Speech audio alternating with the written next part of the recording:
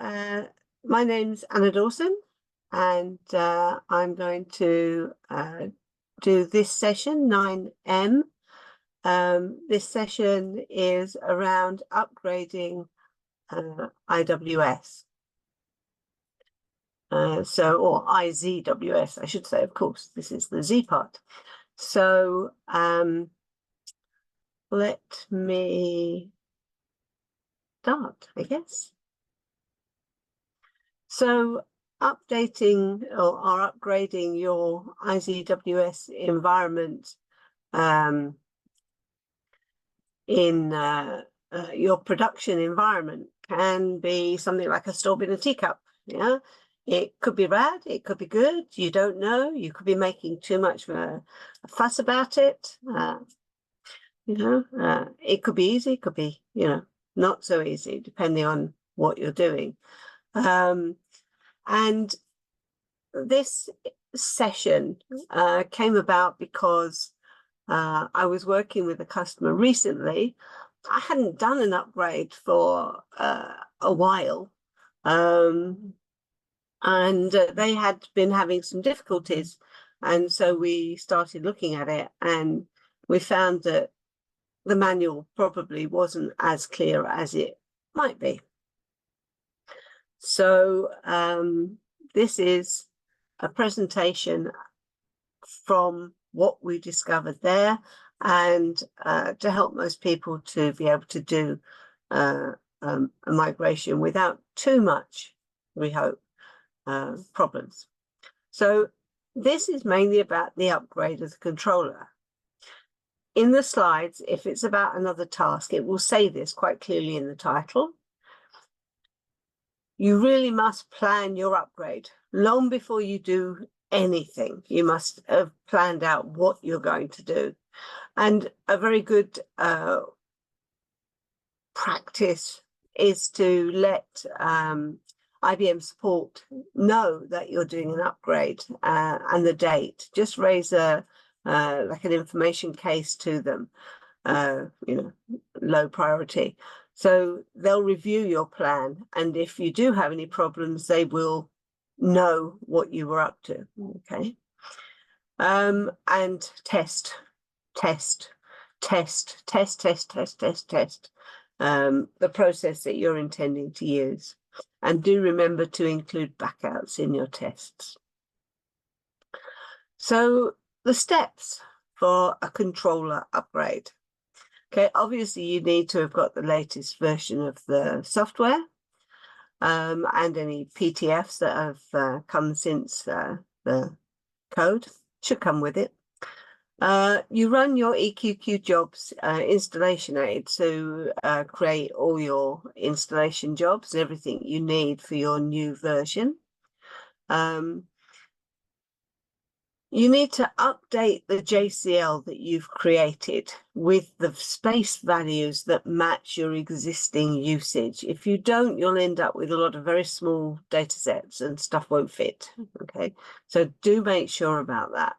The members EQQ, PCS01 and 2 are the ones that contain most of the libraries.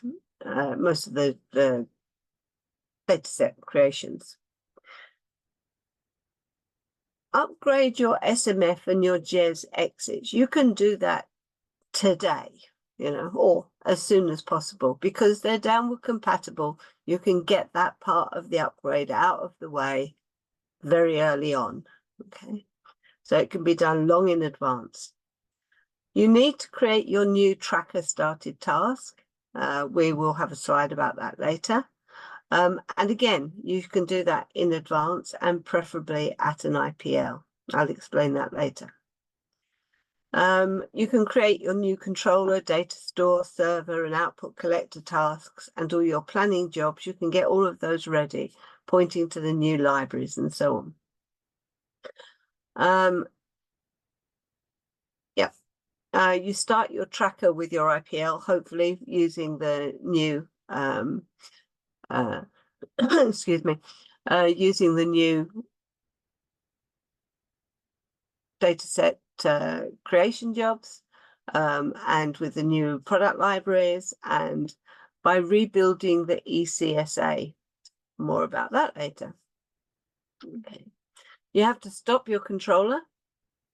You have to run the job using EQQ top to migrate all your vSAN datasets across to the new version.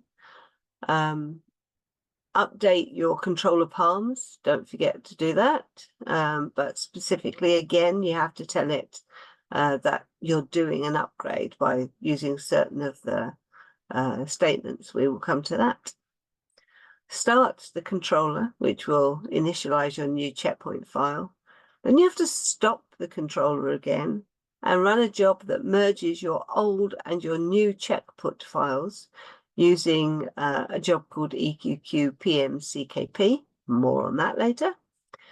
Update your controller palms for your normal startup. Start your controller, and then you can migrate any other user customization, PIF programs, IzWS exits, etc.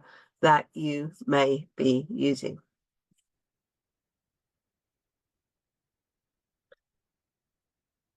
Okay, so the first part that we talked about in that list there was to to bring in the install the new version of the code.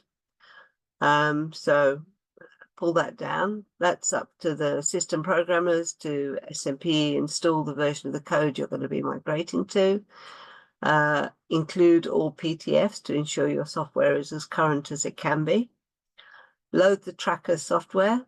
These page references are to the online version of the install manual for 10.1 that was updated last December.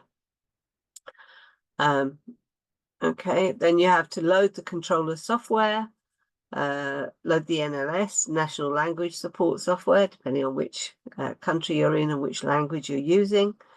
Run the EQQ jobs CList.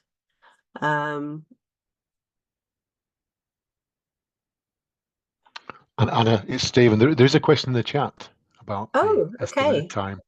Yeah. An idlest outage is required for an outage for an upgrade. Sorry, an outage.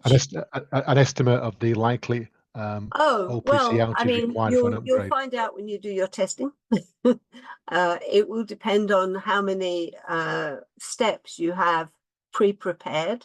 So you just have to do renames instead of actually doing running jobs at that particular point in time, updating your proc libraries and so on. You can have got a member in advance and move it across.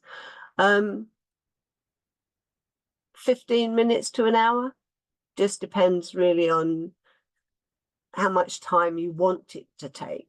Obviously, for the controller, you would do it in a quiet period, or at least as quiet as you can get it, because you don't want anything trying to run at that time. I have got more notes on all of this later on, but the actual timing will depend on how much you've prepared. And there's another question, which is, can you upgrade all trackers before upgrading a controller? Yes. That's a very simple question to answer. That was a very succinct response. I like that. And apologies for turning up late. I got stuck on a call at work. Sorry. Oh, that's okay. All right, so we can, where did I get to? Jobs, yes. Update the JCL for your EQQ PS members that are in your install library created by your EQQ job CList, so that they hold real production values, and run the PCS jobs to actually create those libraries. It will depend on what you're using as to how many of these jobs that you'll need to run, but it's usually only PCS 1 and 2. And obviously this is the same process as you would do for your testing. So I'm kind of talking about when you're doing it in production, but of course you will have done it over and over and over and over again in test.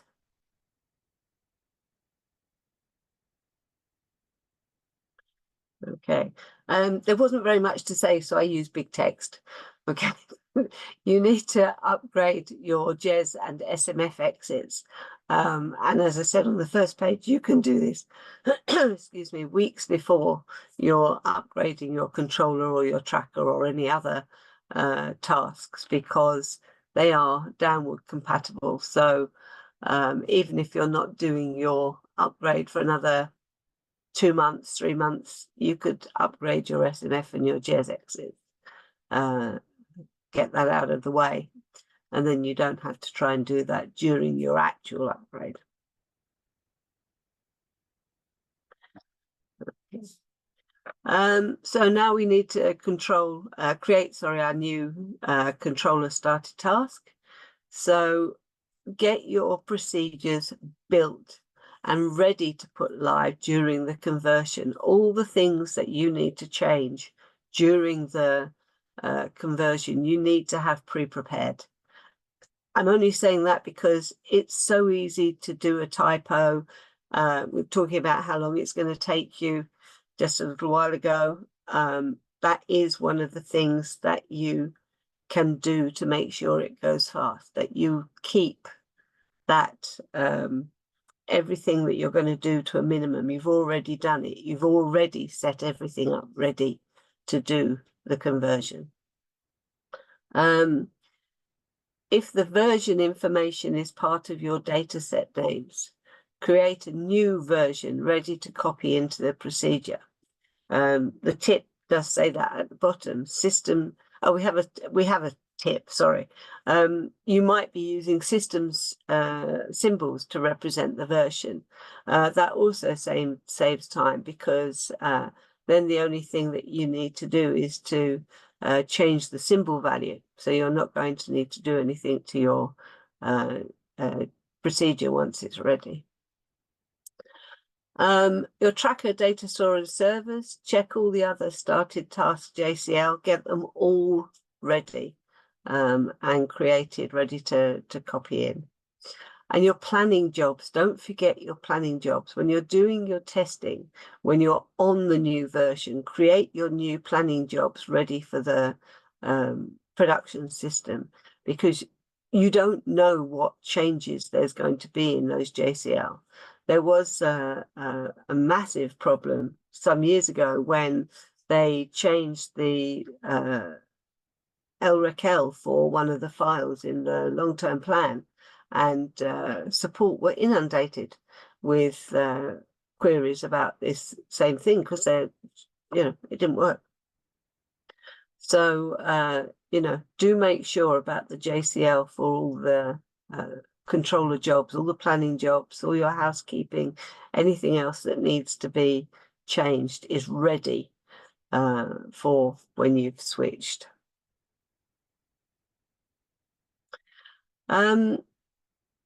Stop the controller.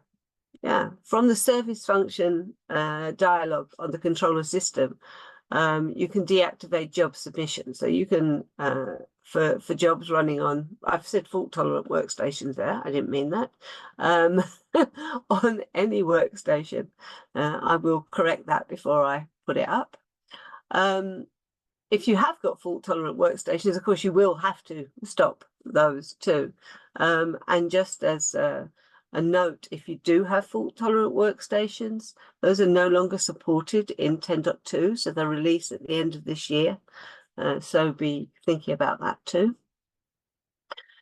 If you plan to run a current plan replan while the controller is done, and you would use check subsys yes in the batch opt, change it to check subsys no, otherwise it won't work, because it will expect the controller to be up when it runs. And as another aside, that is no longer the preferred way to do an upgrade, to do a replan before you close the controller. Okay. If you're using fault tolerant, then you will need to change, comment your batch ops, topology program, and JRun history palms, just for now.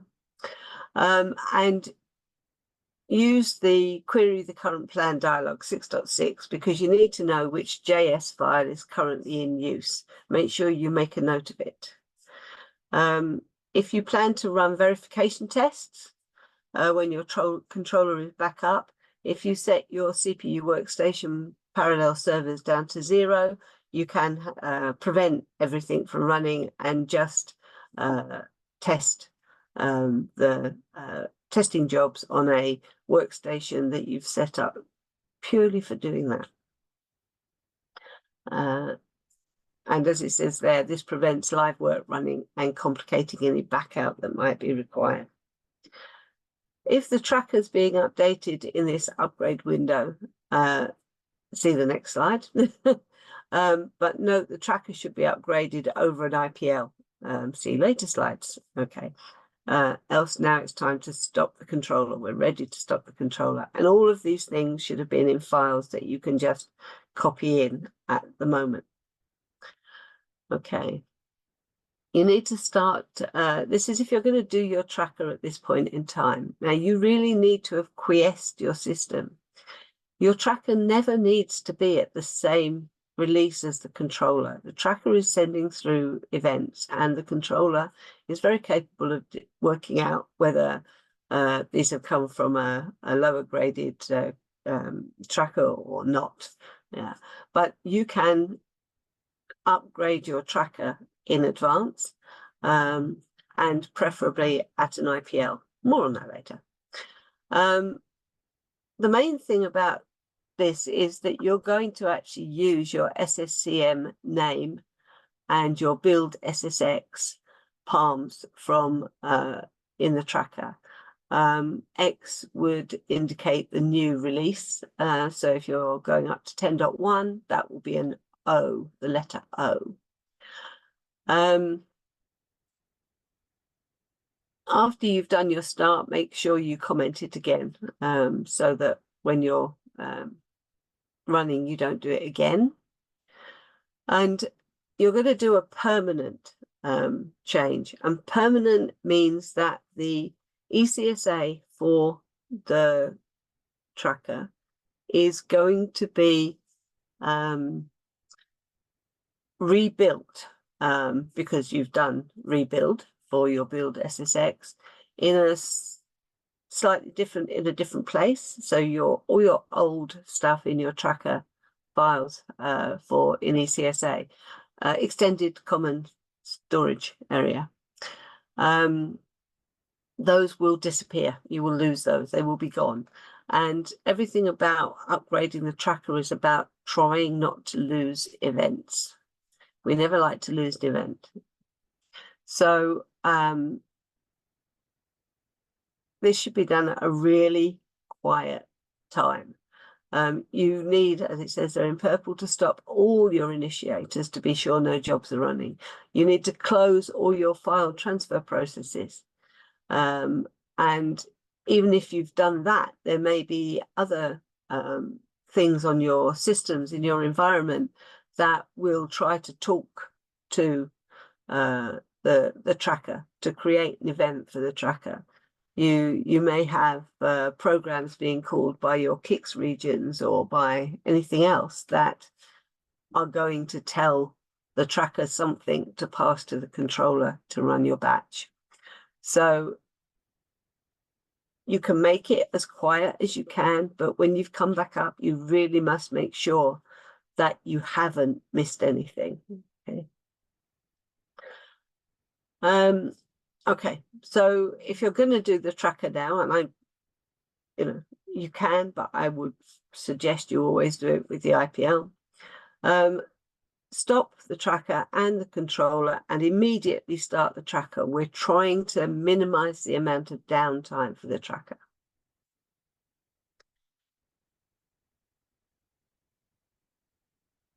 Okay, but I don't want you to do this. I want you to do it over an IPL. I'm just going to keep saying that. Okay, now you're ready, your controller's down, you can migrate your current databases. You create a backup copy of your vSAN files. It's not necessary, but it's safer, just in case you have to back out And just in case there's something wrong with your original vSAN files, this will give you a backup for those. You can back up your non-vSAN datasets. You can allocate your new vSAN and non-vSAN datasets by running EQQ PCS01 and PCS02. And as I've already said over and over, you will have that job ready to run. Okay. The only thing you're going to have to update in that JCL is the JCL, the active JCL, the JS file that you checked on 6.6. So which was the active one, JS1 or JS2. But you have input files for this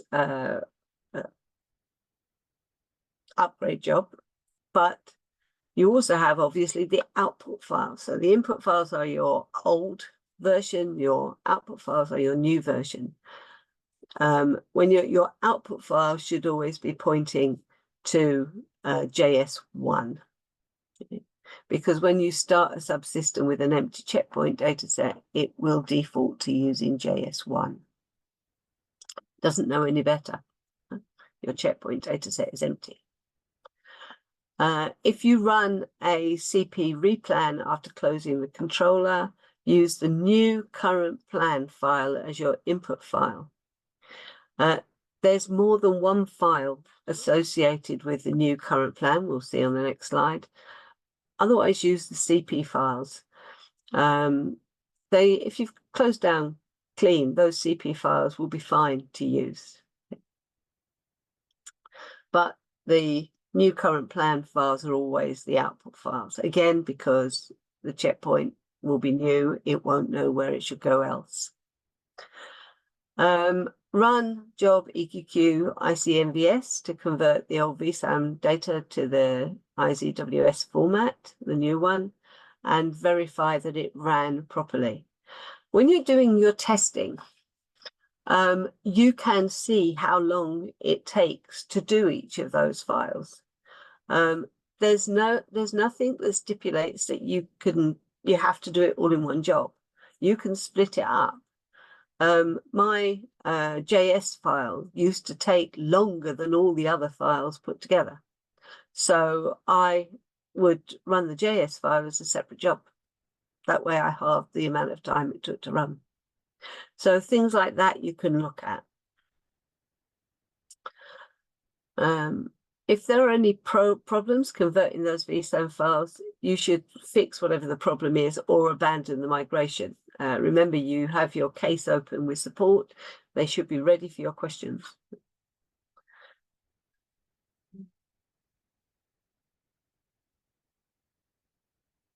Okay, so in your EQQIC top job, the program is EQQIC top that it runs. For your input files, you can see here that there are several new current plan files. So on B,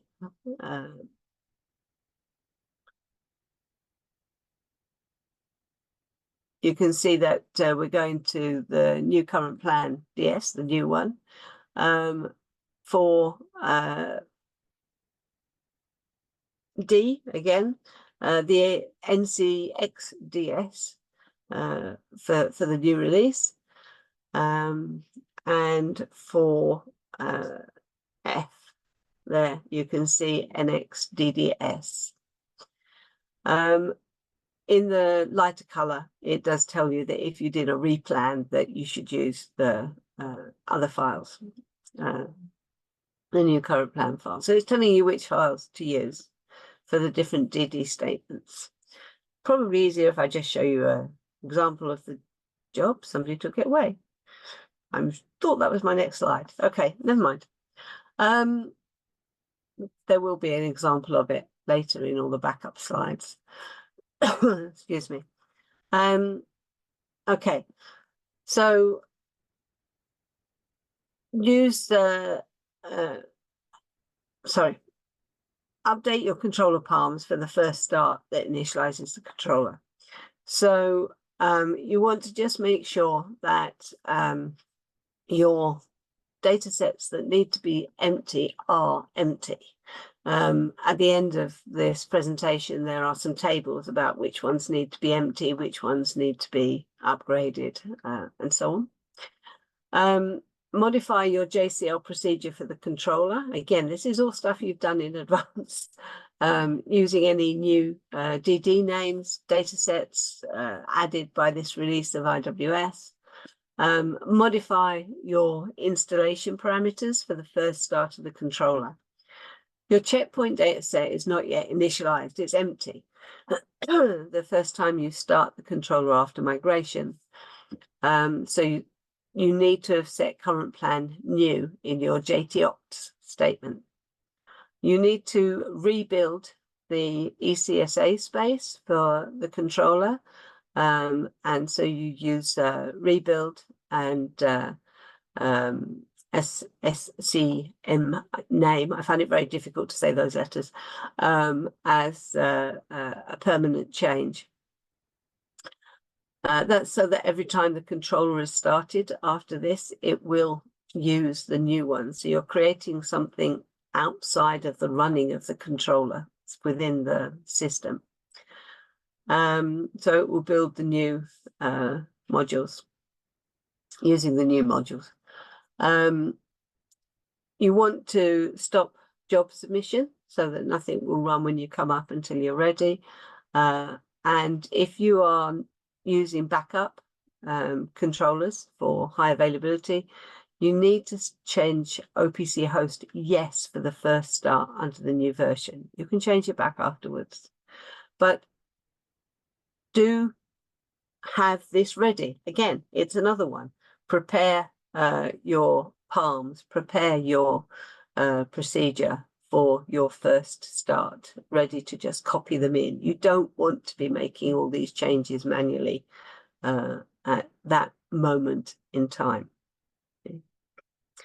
There's a note here to explain that when the controller is started with an empty checkpoint, which it will be when you do curplan new and the rebuilds, okay, that it doesn't communicate with the trackers. So if your trackers are running or are down for any reason, okay, the trackers won't be able to communicate with the controller whilst it's set up like this. If you want to, you can stop your trackers from talking to the controller by commenting out the root up statement in the controller, but it's not necessary. Okay.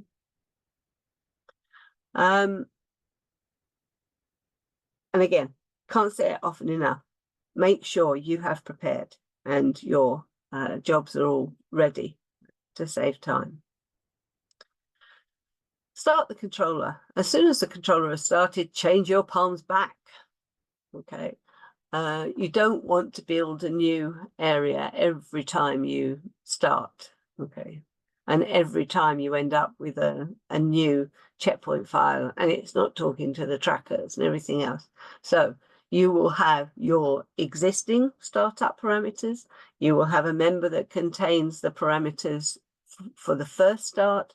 And then you will have another member which will contain all your parameters for your second or now normal start. Okay.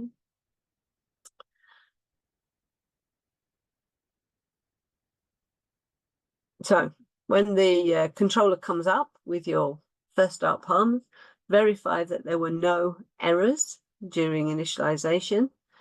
And then the switch is now complete. And now you need to stop the controller. You need to make sure that your checkpoint file knows what your tracker's been up to. Okay, so the trackers have been running during the controller upgrade, whether you did it first, very, very quickly as part of this process, or whether you'd done it previously during an IPL, they have been running the whole time you've been doing your controller upgrade. We are very definitely trying not to lose events. Okay. When the controller closed, okay, it locked the details in the checkpoint file about the last record it received from the tracker. I have a slide on that further on, so that they could synchronize when they connected again. But now your checkpoint file is empty, so it doesn't know how to synchronize with the tracker. And so you need to merge the old checkpoint, which contains all the information about the last record that was received from the tracker, with our new checkpoint file that contains all the new current release information, but nothing else. Okay, if you were to look at it at this moment, it has one line of data, and the rest of it is, blank. The first record of the old checkpoint file, of course, contains the old release information. So, but the rest of it contains very useful information. So now you're going to merge these two files. There is a merge file available in the install library that was created with your EQQ jobs. And that will take the first record of the new checkpoint file and repro in the rest of the file from the old checkpoint file. And then, once you've done that, you can start your controller again. Obviously, during this process, you have obviously put your new set of parameters in that you had pre-prepared. Okay. This is the first time you're bringing it up in reality. This is when you would run your tests to make sure it was okay. So you may have left job submit no, but then you can use the dialog to make them active again. Okay. So anything you had done, you will undo for this start of the controller. And then if you have created some test applications to run, you can run them now to make sure everything's working okay on the new version. For all the other tasks, we're going to talk about those now. So there's very little to do. For the tracker, there are ways you can lose events, even with a really short stop and start, because with the tracker, when you start it up with a new time, it's coming up with a new area of storage, and that storage area that SMF and Jez were writing to has gone. You've come up with a new one that was empty. So if anything was in that file, you've lost it. Okay, and you won't know what it is. We don't have a methodology for reading ECSA. So it's better if you can do it at an IPL, because if the system's down, you can't be receiving files. No task or program that creates an event or anything else can create an event for the tracker. Your subsystems will be restarted at the IPL. Your tracker subsystem will be set up and the storage allocated to it before anything else starts. Okay. That's what those palms in IEF SSN are doing. They're creating a storage area for the controller and the tracker when the system is IPL'd. They don't do anything until you start the tracker. Sorry, that's not true. They do collect data even before you start the tracker. But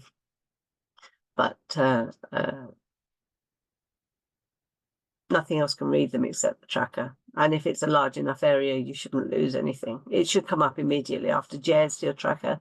So that should be taking care of not losing anything.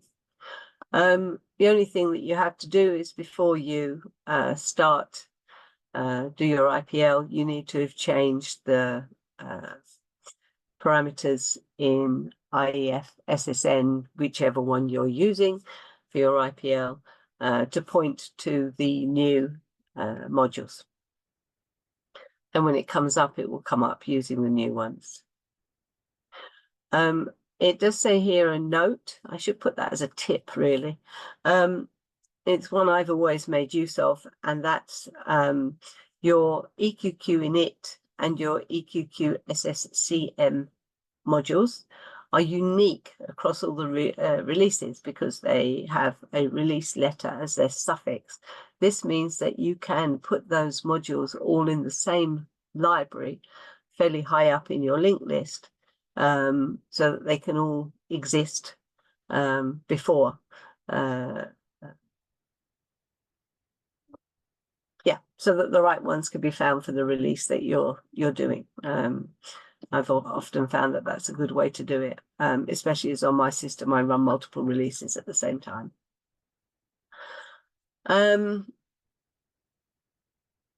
So that was the note about the suffix character.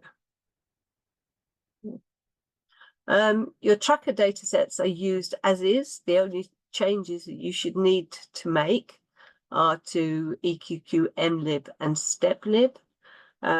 Should be pointing to your new version. That's the same for all of the products.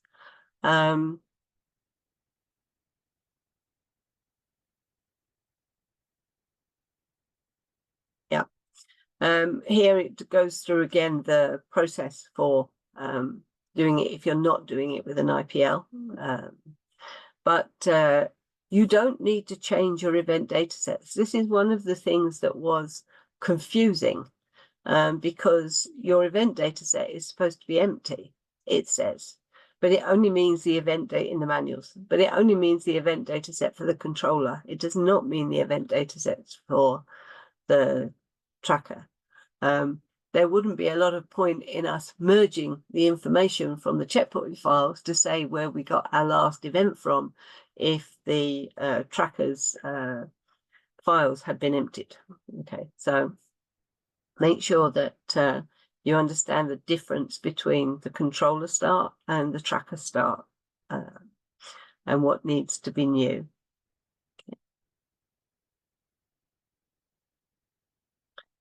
Okay. If you are using symbolic version values, then because these are started tasks, there is a way to do it in batch jobs, but because these are started tasks, if you have the version as a symbolic in your proc and then as a system symbolic, you give that value, that's the only thing you need to change is the symbolic value. As you can see in this sample of a tracker, there's just a couple of variables at the top, symbolic values, and then everything else is all done on those symbolics. So even if you're not using system symbolics, you can just change your tracker to point to the right files. Again, this is a data store, same thing. You could be using a system symbolic. Your data store should be at the same release as your controller. So you will want to do the data store at the same time.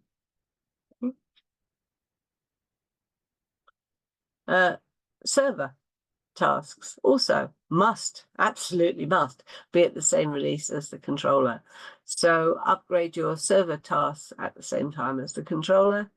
And again, the only change is to the steplib and the mlib message lib. Same for the output collector. I didn't have an example of the JCLs. I should find one really, but the only change is again to the message library and your steplib to say which module you're using. Fallback, the thing you never want to have to do. In the bottom of the screen, it says there, if you decide to fall back, it is a good idea to contact support and discuss how this should best be achieved. It depends where you're at, okay? You can fall back to your previous version if you haven't done anything. It's very simple. You just start up using all the old stuff. Falling back after the new version has been in production for some time, however, should be done with caution and with advice and support, or you can have a very big problem. Okay, so if you haven't actually done anything,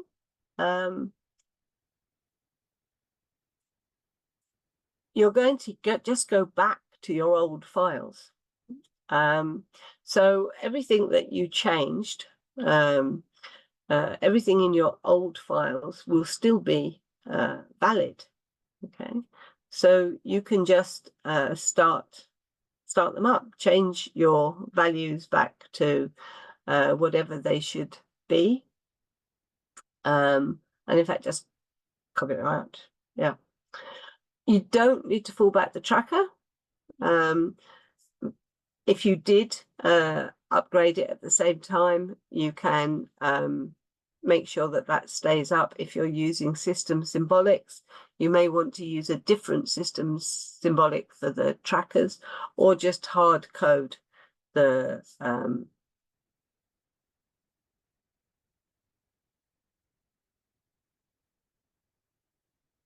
sorry, my brain's gone absolutely blank.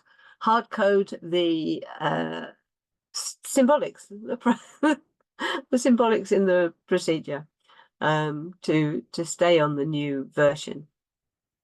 And your old checkpoint file will contain the correct information about the last event it received. So you don't need to do any special sort of merge or anything when you're on your way back. I would just suggest that if you didn't take backups of your old version files before starting the upgrade, it would be a good idea to do it now in case you accidentally destroy a file that you're using to restore your old release. Seen it, been there. Okay. However, if you have been doing things, if a problem occurs after your scheduler has been active in production for some time and the problem is serious enough, you may need to stop the new version and return the workload to the previous version. If your old versions are usable, you can do this. Sorry, if your current version, the one you're on, the one you want to leave, if those are usable, you can use a procedure called fallback. You should also keep a copy of all the old ones, a copy of all the new ones that are going to become your old ones again. It's very confusing. But anyway, the ones you're having a problem with, keep a copy, okay, for problem determination, so the lab can, or the support can help you out.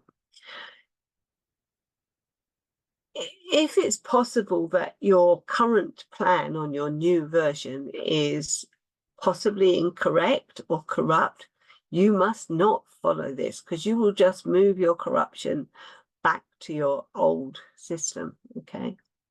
And also do cancel the controller rather than stop it, so that it doesn't synchronize and move the corruption into the uncorrupted copy of your CP file. If the corruption's in CP1, you don't want to close it down properly because it'll copy the corruption to CP2. And in big bold letters, contact support. It's pretty much the same as the conversion process, okay? So you're reversing what you did. You're going to run your PCS01 and PCS02 to allocate fresh data sets for the fallback version of IzWS. Make sure you review your file sizes. If the current plan is intact and job tracking is working normally, then you can close down the systems in the same way as doing a migration. And as I said before, cancel it if you think you have a corruption. Check which JS file is active. You need that again for your IC top jobs. Decide if the tracker will stay on the new version. I suggest it does. Okay, unless that's the thing with the problem, and that would be horrendous. But anyway, never seen a tracker problem of that type. I shouldn't have said that, touching wood. If possible, you can create up-to-date data sets for the long-term plan and the new current plan if you can, but don't do it. Like I'm saying, there's so many things that could be why you're doing a fallback that you really should be discussing it with support. Okay. Before you run your IC NVS, EQQ IC NVS, which is your EQQ IC top program, check that you haven't run a current plan process. And then you can choose which of your CP files you're going to use. So if you think you have a corruption in CP1, which was your active one, when you cancelled, CP2 should be okay. Okay, so you can come up from CP2, for example. Okay, or use that as your input file. Again, you may, I think you really should have job submit switched off because you don't want any jobs to start running until you're really sure you're back up on your old system. Most of the notes on this page are about just reversing all the things that you had done to go to your new version so that you can go back to your old version. And again, now you will need to merge your checkpoint files because your checkpoint file for your old version will be empty and all the information is in your new checkpoint file. So, yeah, like I say, talk to support. If you really are in this situation and you need to back out, it's much easier to spend, or much safer to spend, a little bit of time in making sure that what you're going to do is correct before you do something incorrect and don't have a controller for an hour, 3 hours, 2 days. That could be a bit of a problem for the business. Okay, so I have all my backup information here. I'm just going to go through it very quickly. There are some notes, some tech note links which support have put up for doing various things, especially if you're coming from a very old release of IzWS to the current release, because not all releases are supported in the latest versions of ICTop.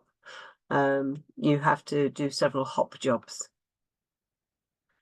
Here are the data sets that, always remember this is controller, the data sets that will be converted using ICTop. These are the ones that you can use as they were. You don't need to upgrade them.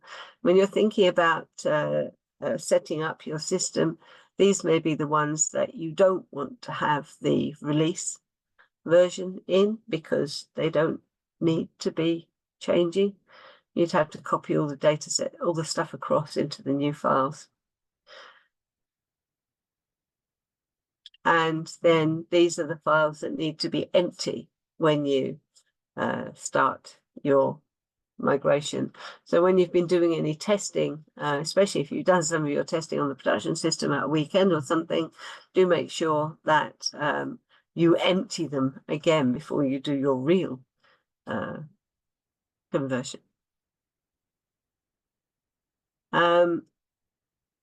Here is the notes really about what I was talking about with the tracker, so that you don't lose any events.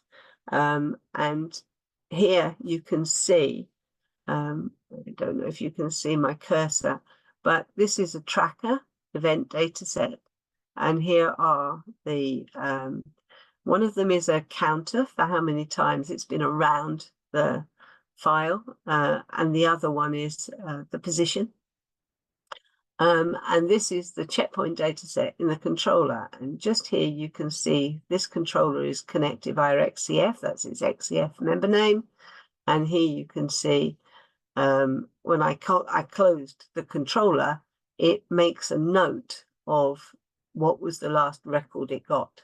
Okay, when you start the tracker, when you start the controller back up again and the tracker connects, after you've done your checkpoint merge, it will, the controller will let the tracker know that this was the last record it got, so that the tracker can pass all these next records that came to the controller. This is the merge job, an example of the merge job. So your old version and your new version of your checkpoint files. You will need to, you'll have your input file, which is the one that you're on at the moment, the new version. You'll have your other input file, which is the old version, and then you have to be writing that out to a third checkpoint file, which will become your new checkpoint file when you start up the controller after running the merge. How you do that, whether you rename it or whether you change it in the controller started task, that's totally up to you. I just rename it. And just one last thing to think about: when you closed your controller, it synchronizes the CP1 and the CP2 files and ensures that the active JT file is copied to JTArg. But because you don't run a replan now or a current plan extend or anything else, there will be information in that JTArg that has never got into an audit. If you run a daily audit, that information will be missing when you do your next one. So you should run an audit job once you've closed it down to pick up all the information since your last extend or replan, to just make sure that you have a copy of what happened from your last CP extend to when you did your conversion.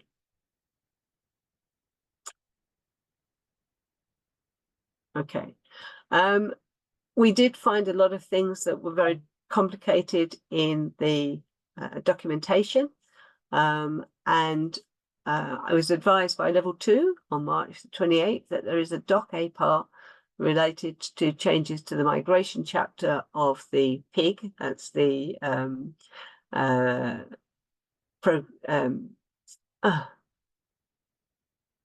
something an installation guide. Brain's gone, never mind.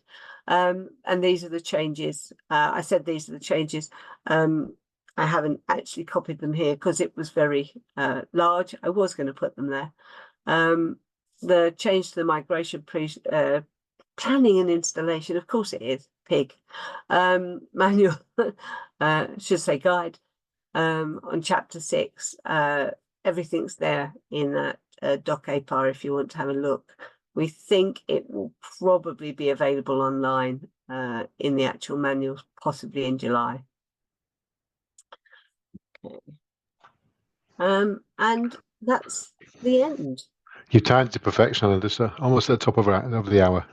Yeah. A couple of minutes for questions if anybody's got any final comments. I noticed that you'd already unmuted everybody. I'll give them the ability to do that. So.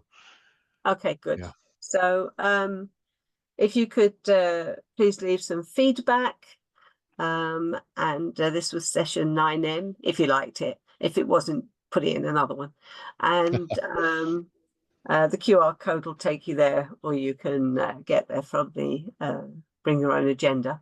And from the agenda, as well. Which version does the control language get deprecated? Remind me.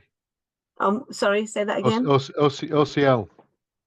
OCL. When's OCL deprecated? Is that version 10 onwards? OCL isn't. OCL isn't being deprecated. BCIT is being deprecated. Are you sure on that? I'm pretty sure. I've been to our tools team and they were telling me that from version 10, control language is no more, and I've got to use WAPL or No, some other way. you're expected to use WAPL, yes, but Oh, we've not been using WAPL for years. yeah, no, I think if you're not using it, you should be looking at it for sure. But no, there are some things about OCL that are not covered in WAPL, so they can't deprecate it just yet. But I believed BCIT was going. I can check. If you don't mind, because that's a huge conversion for us to get rid of a lots of code that we use. It's got Yeah, OCL in it. the Yeah, thing is though, loads of stuff. you still have to make your changes. No. I get that. Yes, Yeah, yeah. Let's convert it to WAPL. Yeah. yeah. But and I suggest you do anyway. Yeah. It's Okay. once you've got your head around it, it's really easy to use, and you can do just about anything with it. Yeah. Yes, we Yeah. Okay. didn't have a WAPL session this GSE. Sorry. Okay. It's fine. In November, come to the face and I will do. chat to Jean, chat to Dean, chat to the daddy of WAPL.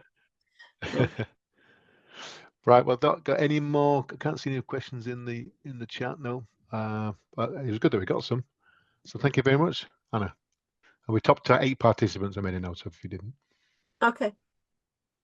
Okay. Cool. Excellent. Thank you very much. Yeah. And apologies for Cheers. my slight delay. Okay. Thanks, Yeah, Anna. that I Yeah. was worried. Just let me know. Just let me know if that ever happens again. Who on earth I speak to try and explain what's going on. I need There's to supposed speak to to be somebody in there. there's a WhatsApp group, but Oh, okay. the But that, obviously I'm not on. yeah, I'm but not for in some that. So reason yeah. I'm not in it this year. I don't quite know what Right. happened, so I can't tell you what it was. But no, These they things happen noticed sometimes. It depends on what's they happening at work. Yeah, noticed and they getting stuck. noticed that you weren't there, and so they made me host instead at All or right. Okay. co-host I thought they were with well versed in yeah, but it would have been nice for me just to drop an email to somebody just to say I'm yeah, struggling. I might because for be able to late. 30 seconds to spare, I finally got in. I'm sure you're experienced enough to handle that, and it sounds like you did. Yeah. Thank Oh you. well. Yeah. No, but it made me a bit stuttery. I No, wasn't as apologies. calm Absolutely as I okay. normally am. So Okay, apologies. All right. That's all right. I'll that's make all it up right. to you face to Yeah. face. I'll You make it up to you see. face to face. Yeah, but I you promise. do know that means your training wheels are back on. Yeah. Well and truly, I think they've been cemented on. Right. Okay. Fused on. Thanks a lot, Anna. Thank you. All right. You're Take care, welcome. everybody. Thank you. All right. Thank you Yeah, very bye. much.